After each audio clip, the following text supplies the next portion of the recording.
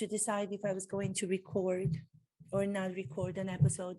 And I think the only feeling of having any kind of control with everything that's happening with the pandemic, with everything that's happening with tragedy after tragedy all over the globe, the only thing that I feel like I have some sort of control over is doing an episode of the podcast.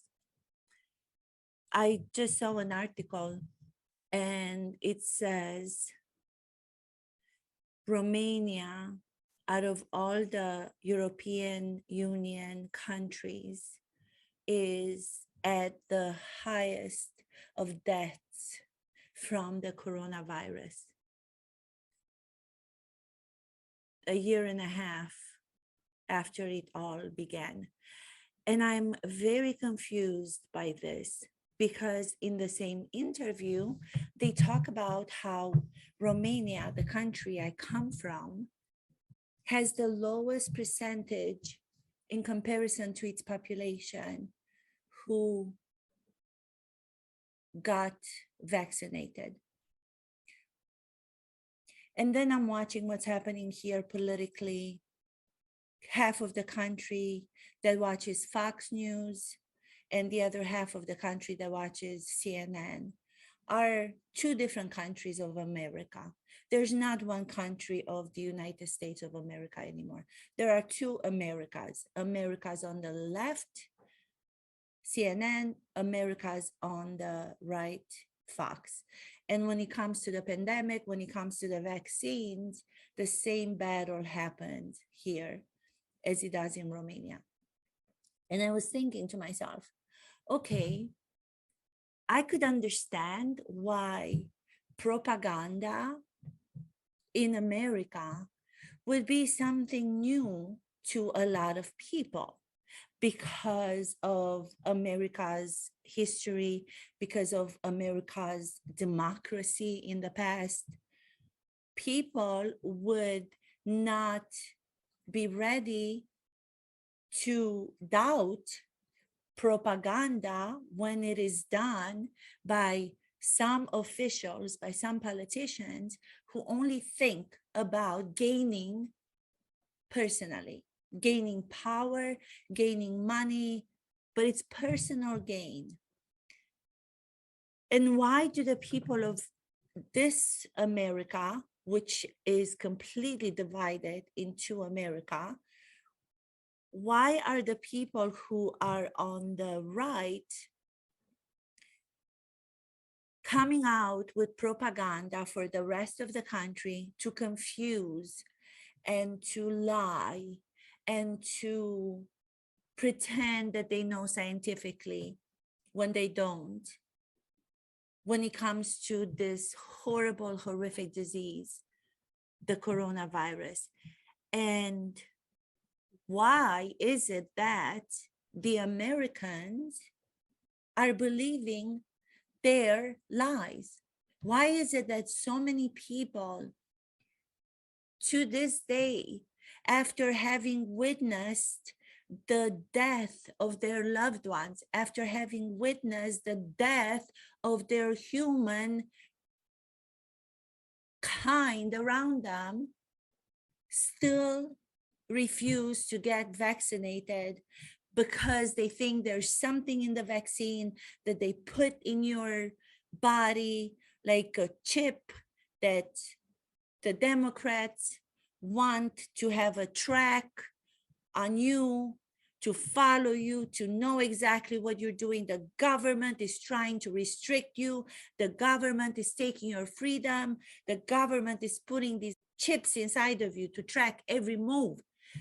And I go, why would anybody care to go to that sort of extreme as they believe the government is capable of doing? For what reason, people? For what reason would they give a damn about mere mortals like me or like you, that they will go to that far extreme to put something in the vaccine, to lie to you about it, because They want to take away your freedom. What are you talking about? Do you understand that whatever you are saying when you're trying to give this explanation, that the vaccines are not working, that the vaccines are to destroy you and to destroy your kids, to track you down, for government to be able to control, to take away the freedoms? There's no reality in any of that. There's no reality in you saying that. Don't you see it? Don't you understand? When you're watching people, loved ones dying around you, when you're watching people dying when they did not have to die, if they would have just taken the vaccine, don't you see it? Don't you understand that you have to be very smart in the way that you decide that you're going to make smart decisions when you decide what news organization you must listen to, when you go on social platforms and you decide who do you listen to when it comes to the vaccines, when it comes to the coronavirus. You listen to the doctors, but then you go and you search. You do research on who the doctors are to find out their history so you can have trust in that, what they're saying. Don't listen to somebody who is a teacher to give you advice on vaccines. But at the same time, there are crazy doctors giving you the wrong scientific information. They only care about their own monetary gains or other kinds. So I was thinking, okay, in America, democracy was the examples. Everybody, until a couple of years ago, wanted to be able to recreate in their own countries. I mean, this was the most exemplary of all examples of what democracy should be and how well it works. In America, what we have is one of the best, as best could be ever done when human beings are concerned. So I said, propaganda for the United States is something that, because they have not been used to it, it is done by people who know how to do it in such a way that it becomes an alternate reality, but that alternate reality becomes more realistic to the naive people, let's just call them naive, who want to believe that those people at the top who are giving them the information that is wrong do care about them. They don't. Because those people, they give you the wrong information about the vaccines not working. They only care about putting money in their own pockets. They all have been vaccinated. They're not going to make a public view of it. They're not going to make an announcement of it, but they've been vaccinated. The one thing that they won't do, they won't bring that vaccination moment when they had it done in their hands to public for you to see, because they want to pretend that what they say is what they do, which is not the case. So then why is it that those people who watch them on television saying, don't do vaccines, vaccines are horrible, they're done to track you down, to take your freedoms away, the government wants to take your freedoms away, don't let it happen. Why is it that you still believe them when there is proof that they're saying one thing and they're doing another thing? Even Trump was doing a rally a couple of months ago, and he said it under his breath, not with the same forcefulness in his voice when he talks about all lies and all the things that he talks about, but he said it, yeah, I got vaccinated, go out and get the vaccine. I got it, it works, go get the vaccine. And everybody started to boo him. So when he realized that that's not what people want to hear, they don't want to hear the truth because they're so scared of their situation, of their vulnerability medically, underneath, subconsciously. They're so scared of it that they just want to be standing in front of somebody who says, don't get a vaccine. Do not get one. I'm on your side. I am like you. I understand you. I am here for you. How are you here for them? Go to the details. How are you here for them? when you went and you got vaccinated, but you, the population that's on the side of that politician official, you're not doing what he has done, but you're doing what he tells you. So where is the I walk the talk? Why don't you pay attention to the behavior, to the comportment? Don't pay attention to words, because the words without actions mean absolutely nothing. The words without actions mean absolutely nothing. Comportment, behavior of someone, of a human being, is what you need to pay attention to, because that will show you what kind of a person, of a human, that particular one person is. It shocks me that in America, so many people are being fooled, but it doesn't, because they don't have something to go back to. They don't have moments from their lives, unless the many immigrants like me who come from communist countries. And with that, I have a huge confusion about. So, as you know, I come from Transylvania, which is a region in Romania where Dracula is famous in any other country in the world except for Romania. Romania and Romanians like me, we did not know that we had a Dracula. Do you want to know the reason we didn't know we had a Dracula when everybody else, the whole world, was watching the Dracula film and were reading the Dracula book? Because Romania was a communist country starting in 1947 and ending the communist regime of Ceausescu and Elena Ceausescu. When the revolution happened in 1989, I happened to be there. I happened to presently be there. I was going to college. I was in my first year of college in the capital of Romania, which is Bucharest. I remember waking up in the morning, just like any other day, preparing to go to the bank to get money from the bank that my parents, who had already been living in Detroit, Michigan, were sending to me. They were sending me money to help me while going to college in Bucharest. I got into a taxi that was outside the campus where we lived. The driver, I believe it was somebody that I would use all the time. They knew that, you know, there were people from different countries living within in our campus that were capable of paying more money, and they had more financial help from their parents back home, their families back home from different countries. They were from Germany, they were from Israel, they were from America, Canada, and I, Romanian, but with parents in America. They knew that they would be able to make more money driving us around because we had more money than the Romanians who never left Romania, or their parents who were still there. So it was the same guy. I get into the car with him, Păsărica. I think his nickname was Păsărica. Îi spuneam Păsărica, dar nu mai știu cum îl chema, I don't know, I don't remember his real name. And we got into the car and he says, where do you want to go? I'm like, I'm going to the bank, which is in the central part of Bucharest. And on the way there were blocks. You could not go on the main street, the one that would have taken us to the bank, the usual way.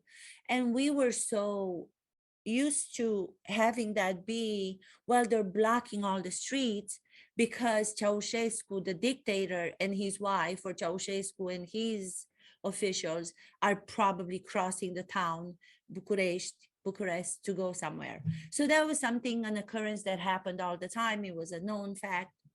We didn't make anything of it. But then as we stayed there for some duration, for a few minutes, we saw that there were no cars passing.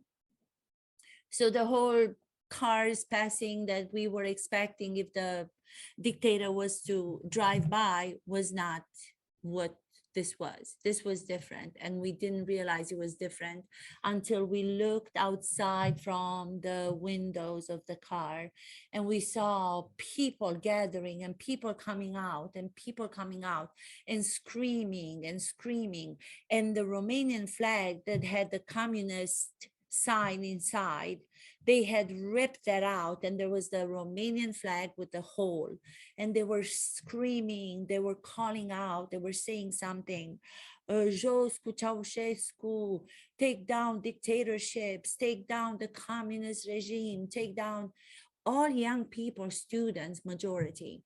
As they were coming down the street to go to the university plaza, which is in the center where the Hotel Intercontinental is, and it's in the center of the, on Boulevard Magheru. Yeah. We kind of got scared, and he looked at me. The driver said, I don't know. I don't think this is what we think. I think there's something else going on. We should go back and maybe turn on the TV, because we're going to get more information from the news than what we're able to get from here. We were even afraid to ask too many questions. We didn't know what side with these people that were already out there standing up for something. We didn't even know who they were. Were they on the dictatorship side? Were they foreigners coming from outside? But there was the beginning of a revolution that I was in the middle of, and I had no idea that that's what it was. So going back to where we lived on campus, which the guy, the driver, Pasarica, dropped me off because he was going to go home to make sure that his family was okay. There was so much that was happening. I mean, there were like people now coming out of houses, out of the apartments that we were in, trying to figure out what it was. And we turned on the TV, going back in. Everybody was saying, turn on the TV, turn on the TV. They're taking over the TV station. Because at that time, during the communist regime, there were not a lot of channels. I believe there was one channel. There was one government channel. There was a channel that they controlled.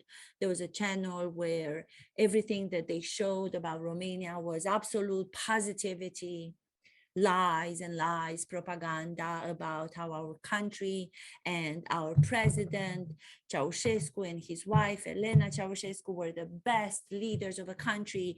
They care about the people, the working people. We're the only country in the world where there are no homeless people. Whenever they were showing scenes from the West, din Occident, they showed the horrible things, the horrible elements, people on the street, homelessness, people fighting, trying to present capitalism to be something that's not good for everyday people, for the working people. So as we were watching television, I got back to my place, and I was there with some friends who came from across the hall. I think some of them were from different countries again. Some of them were friends that were Romanian. They came over to watch what the hell was happening. This was happening during my first year of college, 89 to 90. So 89 Christmas time, this is when the whole thing, before Christmas, that's when the revolution happened. So I started my first year in September. Everything was okay, September, October, November, and then December, the whole thing happened. The revolution took place. I can't believe it's 1989. What is going on? So the people who took over the one channel that we had at that time, the TV station, were people who were portraying themselves to be revolutionaries, fighting for the rights of the people, fighting for freedom, fighting for democracy. They're against the dictatorship. They're against the regime. They've always been against the regime. They've been fighting behind the scenes, trying to overthrow the communist regime. So we're looking at them, and these were faces that we were not familiar with. I was not familiar with. Came on, took over the TV station. We kind of believed them because all we could believe is what we were being told and what we were being shown. As that was happening, they were saying we're going to become a democracy, we're going to change, our country needs to be liberated from the communist dictatorship, from all the bad people that were on his side, and we're going to straighten up the country, and we are going to stop with the propaganda, with the one TV station. Our country is going to turn into what America is: full democracy, full transparency. So who are we to not believe what was being said? I mean, having been under communist for so many years, like I said, from 47 to 89, when the Dracula book during those years was not even allowed in our country. So even though the whole world was making movies about Dracula due to the book by Bram Stoker, we knew we had a leader whose name was Vlad Tepes, and he was considered to be really strict and very against people who were not straight and who were not living by the rules. But we didn't know that the same real character was then transformed into the fictional character of Dracula, because during the communists, the book was not allowed in Romania. So the first time that the book was published, it was after this revolution, which happened in 89. And then the next year, the Dracula book was published for the first time. So we knew that there is a Dracula in our Transylvania in 1990. Crazy, when people knew it for so many years before. But because there was no literature that was allowed in our country that was going to talk about anything that the regime wanted us to think about, they wanted us to just see what was in front of us and what they were telling us, so we wouldn't revolt. So when these people revolted against that dictatorship and the regime, the communist regime, we were like, oh my God, democracy, this is amazing. But then we were looking outside from our windows, our balconies, and there were people shooting people. There was the army that was shooting. There were soldiers that were shooting at people. We had no idea what was happening. So then, in order for these people who took over the TV station and to make the rest of the country, to make us believe that they were fighting for what's right, they were saying that the shooting outside is happening towards those people who are foreigners.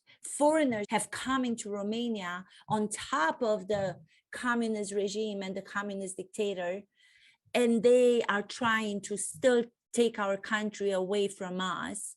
So they were fighting them and they were killing them. There was so much confusion. Nobody knew what was happening. Nobody believed any of it, but we wanted to believe because the communist regime was going to be finally over with and we were going to be free. Democracy. Can you imagine after all these years of being kept narrow-minded and not allowed to have free thinking, or the people who were allowed to have free thinking were the ones that were being with the regime and pretending not to. So there were spies among us. There were best friends who we thought were best friends, but we never could 100% know who was next to us and who was going to go and tell exactly if we're saying anything bad about the government. So having that history in Romania of so many years of propaganda, of lies, of brainwashing for so many of us and for the generation before me, the people who invaded the television station later took over the power, the political power, and they went to be not as democratic as they were portraying themselves to be. So a lot of the people said afterwards that it was actually better having had the communist regime because there was no doubt about what it was. Everybody knew we were a communist country, and all the negative and all the bad stuff that was happening to people, it was kind of like, okay, it was a given. You knew that. You knew to shut your mouth. You knew not to say bad about the government. But now the new government that took over, they were pretending to be freeing the country. They were pretending to be democratic, but behind the scenes, there was so much corruption. And as in all those Eastern countries, the same thing happened. The people who took over pretending to be the saviors of our people in our country proved to be corrupt, and they were just about putting money in their own pockets. The same thing that's happening in America right now. But that was in Romania in 1990. 1990, that's 30 years ago, trying to transform from a country that's been narrow-minded for so long, that's been brainwashed. These people, our people, my people, have been brainwashed for so long. They started to believe that what was said to you during all those years of the regime were true. You know, I was very young, and to be honest, I didn't even feel that it was as bad under communist regime, because I didn't have to deal with a lot of things that my parents had to deal with. My father immigrated to America during that regime in 1982, not ever considering that there was going to be a revolution in 1989. But what I'm trying to say is that, because I started this podcast, this episode of the podcast, having read this article, the latest article about Romania is the one country in Europe to have had less than 30% or 30% people to say yes to the vaccines. And now it is the most cases of any other country in this whole period of this pandemic, dying every day.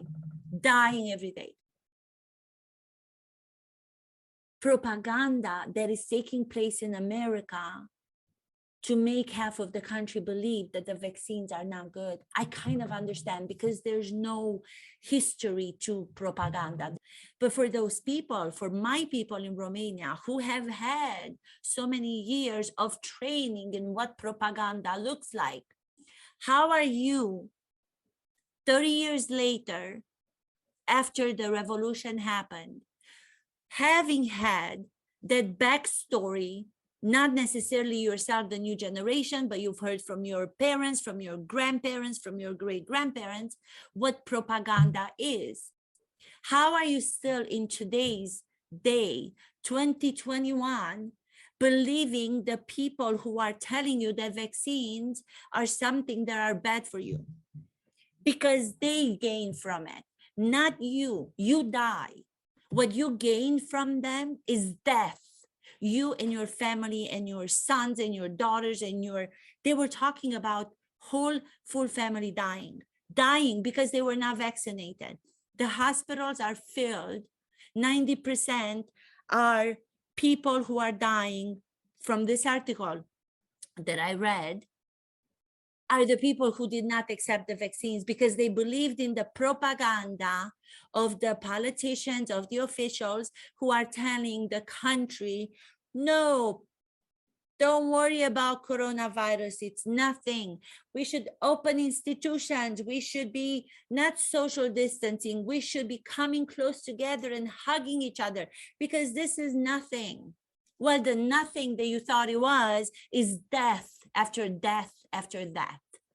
And it upsets me so much for the people who are maybe depending on other people to talk to them and to relate to them the truth, which is vaccines will help prevent people from going to the hospital. God help us all. There is no guarantee that everybody's going to be cured, but there is a percentage, there is some guarantee that you might come out alive. So why would you not trust that? Why would you not do the research? Be smart and do your own research. Don't allow the propaganda of the whatever political party is going on right now that's telling you that vaccines are not good. Why don't you do your own research? So then you don't have to trust this person on this side of the political views with this person on the other side of the political views. The opposite. You don't have to trust any of them. You don't have to consider yourself to be with them, to be with the others. Do your own research. Do your own research. That takes me to the podcast and acting, and what does it have to do with what I'm talking about? I am talking about the fact that I am so saddened by what's happening all over the world, because there could have been more people alive today if only different officials and different politicians in high positions, like I said, both sides of the aisle, would not care so much about their own gain and their own pockets. It's so sad. It is so sad to see that that's happening. The same way that I try to conclude or to come together with the acting and the teachings, the training, the education that acting provides for people. Acting gives tools to people who are not actors necessarily. Anybody who decides to want to understand acting as it is, not as it is misunderstood, not as it is misrepresented by people who don't know, but their credentials are that they do know. Just like with everything else, you take experts not by what they say, but by what they do. Do the research on them. See if you can trust them about the science. See if you can trust them about acting. There are bad acting teachers out there, lots of them. There are bad television people who pretend to know acting, and they come on and they talk about acting in a way that is so absurd that it blows my mind of how bad it is. Acting teaches me, at least, this is my opinion, I have to say that, this is my opinion, this is my podcast. I speak from my own experience. I speak from the understanding of my 20-some years of career with confidence on something concrete that I have put in practice, which is shared acting, taught acting with different people of different professions from every part of the world that you can imagine. And when the work, the acting was being taught the way that I have received that from the famed actor studio, and I have taught it, my interpretation of it, it's Mihud method, because I don't want anybody to say that I'm talking about for the actor studio. I am not. I am talking as Mihaela Mihud, lifetime member of the actor studio, with my interpretation of the method. That's why I put it under my last name, Mihud method. So there's no misunderstanding. The teaching that I do, which is the one that is not known out there by famous people and interviewers, but they dare talk about it, even if they don't know, is one that will give you tools and it will provide you with understandings of the human behavior. They will provide you with education that when you see this is somebody who is talking about the vaccines, and they're saying that the vaccines are being put into your arms with trackers. You look at that person and then you say, why is that person saying all these things in front of so many people, millions of people, because they have been able to create big platforms for themselves, when the actions of that person, the same actions of the person who spoke those words, were that he had gotten the vaccine and he had also gotten the vaccine for his family. If I were to do that as an acting coach and look at my character that I am trying to analyze, and this was the character, I would say, if he says one thing and does another thing which contradicts what he said, that character is a hypocrite. He's a liar. He is a person not to be trusted. That's who the character is. That's my analysis. The next question that an acting teacher would ask, that an actor would ask of the character, why? Why then is he doing that? When he knows that what he's saying, he knows himself that what he's saying is nonsense. Why would he be doing that? What does he want to gain? He wants to gain power. He wants to gain more people to come onto his platform, because the more people who believe in his lies, the more powerful he becomes. Does he care about those people when his objective and his wants are to become powerful for himself, for his own family? With power comes money. He wants to be powerful. He wants to be rich. He wants to do all of that on the backs of the people that he's lying to. That would be my analysis of my character. So why wouldn't people who are watching this politician be able to come up with that analysis?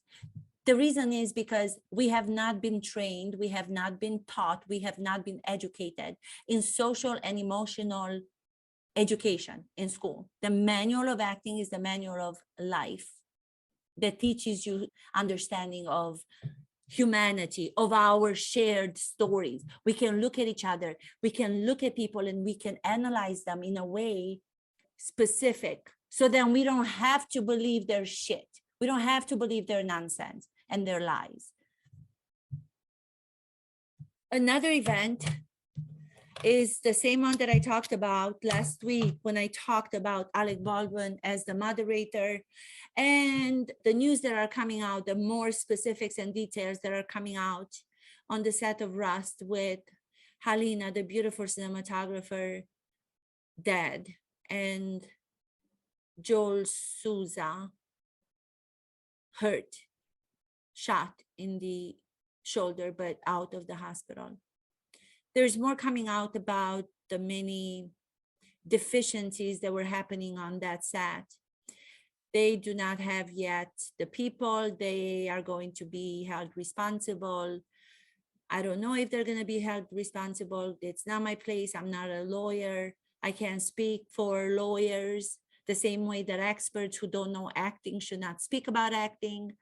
But what I can tell you is that I'm watching the news, both CNN and Fox. I'm watching both.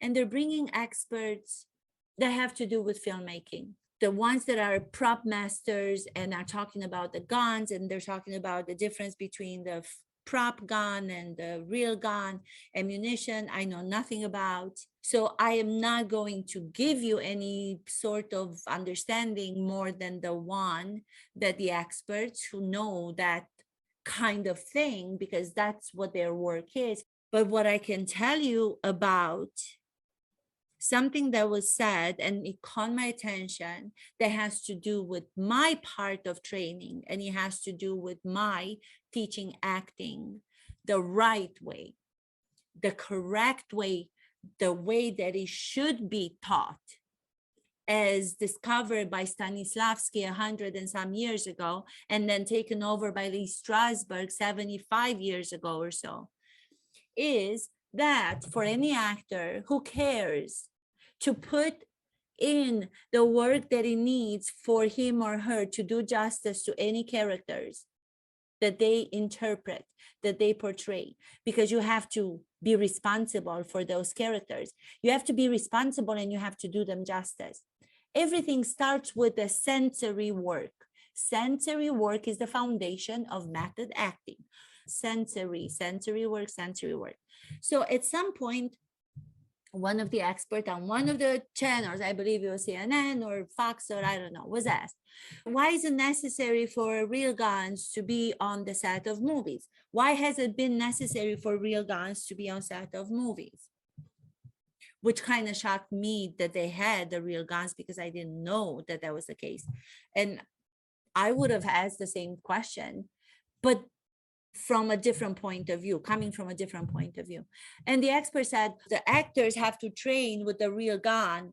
They have to train with the real gun. They have to feel the weight of it. So they have to use a real gun. They have to use a real gun in order to understand the weight of the gun, in order to understand how it pushes you back when you fire it. They have to feel the right object in order to then know how to use the one that might not have the same weight or might not fire the same.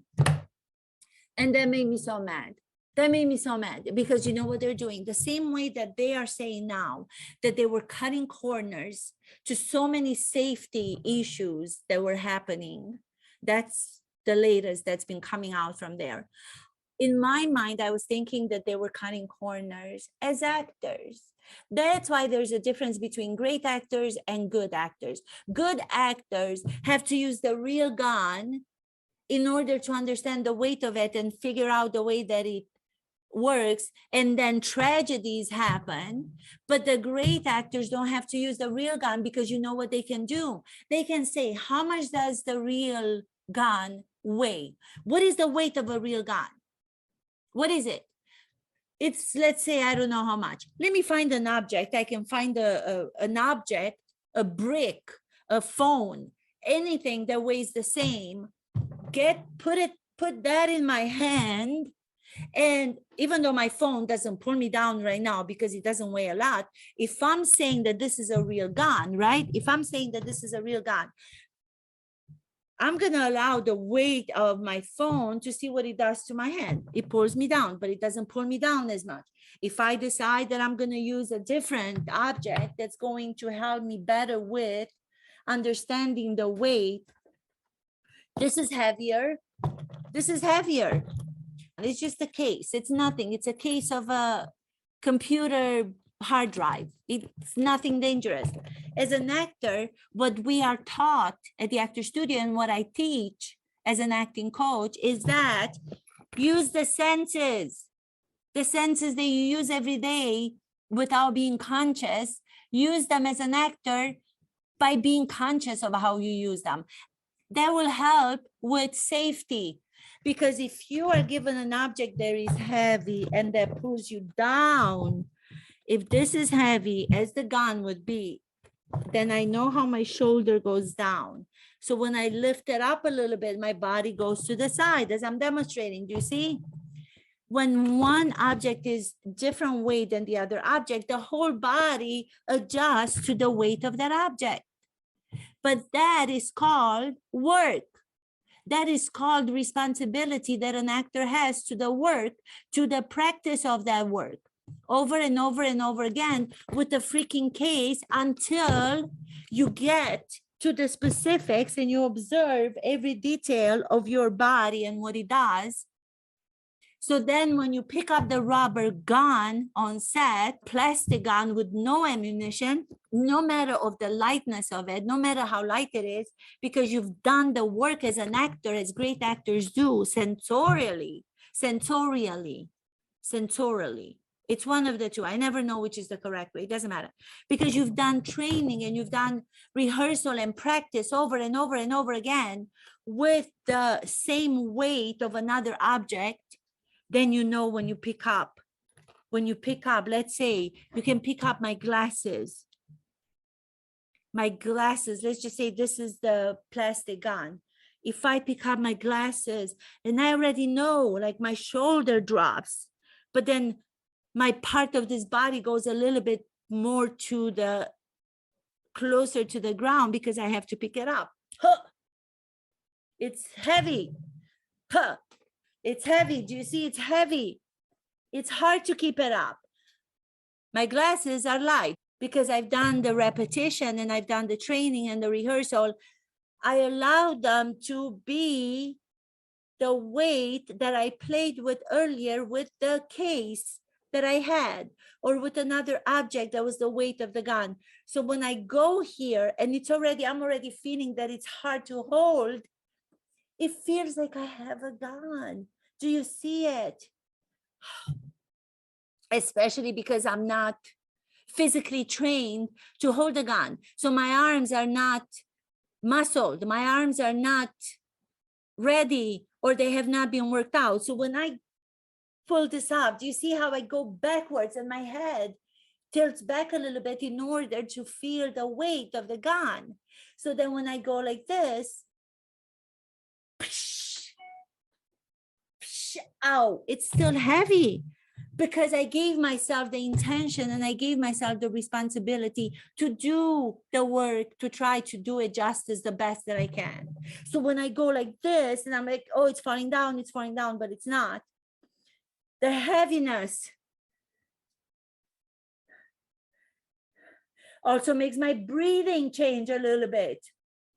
because my effort that I'm putting into it requires my breathing to change. Do you see that? I'm getting a little bit, whew, I'm getting a little bit sweaty right now. Another finding for myself as an actress in how to use my sensory apparatus to be able to portray a make-believe fictional situation that should have make-believe guns, not real ones. So then when I hold it, it looks like I come in front of the camera. Still working, still working, still working. And it doesn't hurt anybody because I have my prescription glasses, or I have a case that I'm using, or I have the rubber gun that I don't have, the plastic gun. The actors have to be aware of the responsibility that's placed on their shoulders to be able to do justice to those characters in fictional stories and make them seem real without using the real gun, without using the real object. If you are using the real object, if you're using the real gun, what's the difference between an actor and somebody on the street? There's no artistry in using the real object. If you're using the real gun because you do not know, you don't know how to show me that using a plastic one, you can make me believe that it's real. You cannot make me believe that it's real if you're using a plastic one. You have to use a real one. Then that means that you're not an artist. You're not an artist. You're just a good actor. You're not a great actor. Go back to training. Continue training. Because great actors continue training. They never stop. Because these everyday behaviors of our humanness, of our humanity, have to continue to be practiced because we evolve as people. Therefore, we have to continue with that evolvement. If you're going to use a real gun, then don't call yourself an actor. What's the artistry in that? The artistry comes when you're using a object that is something else than the real object, and you make me believe that is the real one. Objects, specific, significance. If I'm holding in my hand right now a picture, I'm doing it like this, you can see my face. If I'm holding this picture in my hand, right? And I can use my senses again. I can visualize who that person is if I were to choose a person. I'm not going to say who it is because that's something that I want to keep to myself. But I'm choosing that person, and that person is right here. I am giving myself enough concentration to see that I have nothing at first, to admit the truth, and then to imagine the person.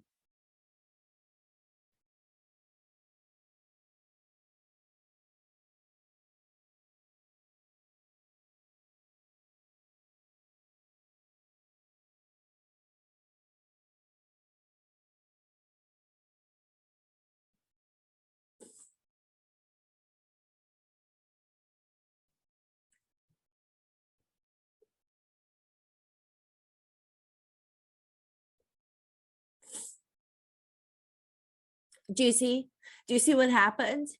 But that requires work. That requires a little bit of time, which is very difficult for us to take because we always think that we're kind of wasting other people's time when we use our time. But I'm giving myself the time to do it. This is called artistry. If I were to go and pick up a picture, the real one, and look at the same person that I visualized, but I have the real picture with that person, where's the artistry? Where is it? There's no artistry. The artistry is in the creating real out of fiction, creating using imaginary objects and making the audience believe they are real.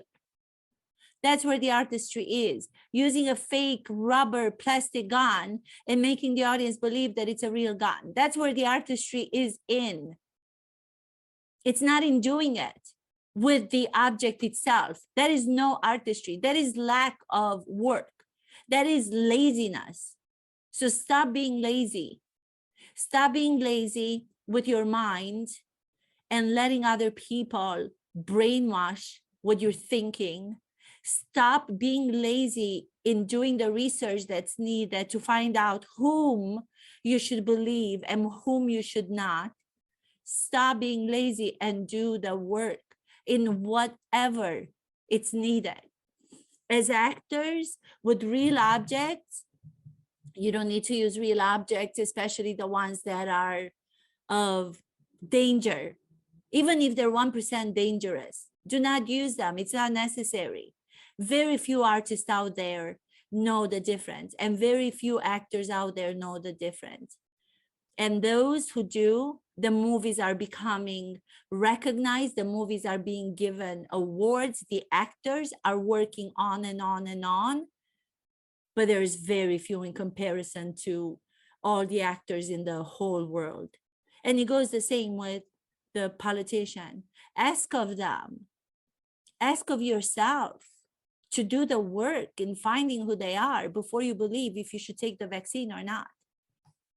Thank you for giving me the opportunity to talk about things that are important to me. They're my opinions, and they're based on a lot of years of concrete, in practice work that I've done and I am continuing to do. Thank you so much.